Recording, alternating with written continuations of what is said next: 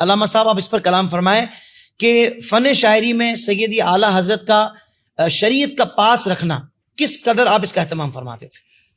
دیکھیں کوئی بھی شاعر ہو نا تو اپنی ذاتی زندگی سے باہر نہیں نکل سکتا. ٹھیک ہے. جو اس کا کردار ہوگا، جو اس کی سیرت ہوگی، جو اس کا ماحول ہوگا، جو اس کا زمانہ ہوگا، ہر شاعر جو ہے وہ اپنے کردار کو پیش کرتا ہے، اپنے تجربات، اپنے مشاہدات، اپنے حوادثات زمانہ. اب دیکھیں اعلیٰ حضرت تباحر علمی دیکھیے، آپ کی فتویٰ نویسی دیکھیے، آپ کا علم مقام دیکھیے، اور آپ کا عشق دیکھیے.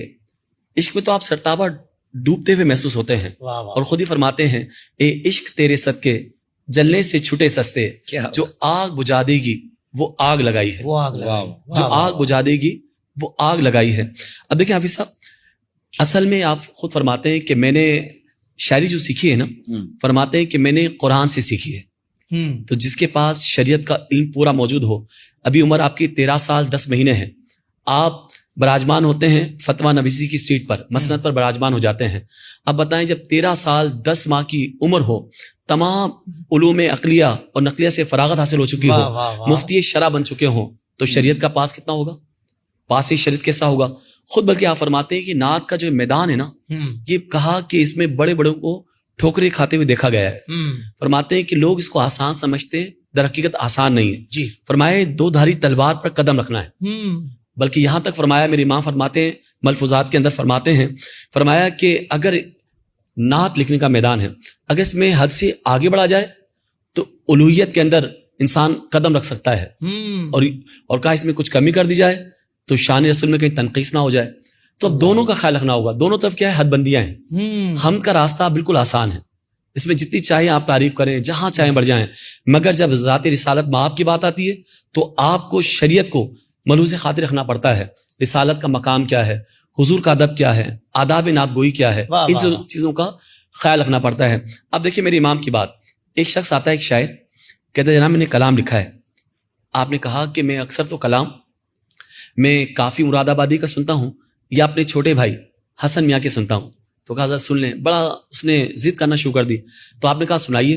اب اس نے کہا پہلا مصرع سنایا، کلام سناتے سناتے کہنے لگے کہ شان یوسف جو گھٹی ہے تو اسی در سے گھٹی ہے، شان یوسف جو گھٹی ہے تو اسی در سے گھٹی. آپ نے روک دیا. تو آپ نے کہا کیا کر رہے ہو، کیا لکھ رہے ہو، کیا سنا رہے ہو؟ روک دیا آپ نے. کہا شان یوسف جو گھٹی ہے تو اسی در سے گھٹی ہے. کہا میرے آقا کسی شان گھٹانے نہیں آئے بلکہ ان کی شان بڑھانے کے لیے آئے ہیں.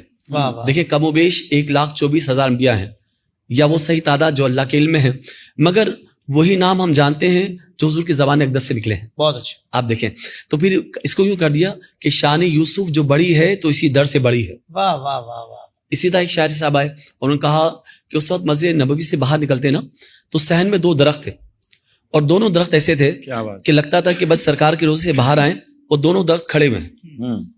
تو انہوں نے شعر دیا، کب ہے درخت حضرت والا کے سامنے، مجنو کھڑے ہیں خیمہ لیلا کے سامنے.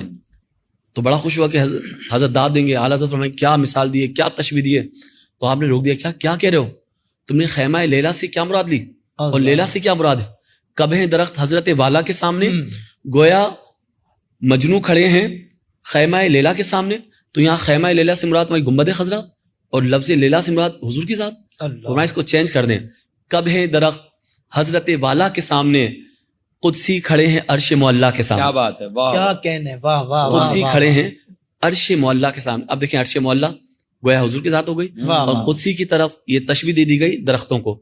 اب دیکھیں جب پاس شرع ہوتا ہے، جب شریعت کا پاس ہوتا ہے، جب علم ہوتا ہے، تو اندر سے یہ آواز آتی ہے. اس کو پتہ ہے کہ قرآن کے احکامات کیا ہیں، دین کیا کہتا ہے، دین کی حدود کیا ہیں، یہ حدود اللہ کیا ہیں، تو یہ حد بندیاں کیا ہیں. تو انسان اپنے دائرے میں رہتا ہے، ایسا نہیں کہ جو چاہے کہتا چلا جائے. تو چونکہ یہ عشق رسول ہے تو اس کے اندر پاس شرع رکھنا بہت ضروری ہے. سبحان اللہ، ماشاء اللہ. علامہ صاحب کیا خوبصورت آپ نے کلام فرمایا. سوشل میڈیا پر اسلام کی صحیح تعلیمات جاننے کے لیے ابھی حافظ سائر قادری کا نیا YouTube channel Islamic digital studio subscribe کر لیں، اور ہاں نوٹیفیکیشن بیل آئیکن کو بھی پریس کر لیں تاکہ ہماری نئی ویڈیوز آپ تک بر وقت پہنچ سکے.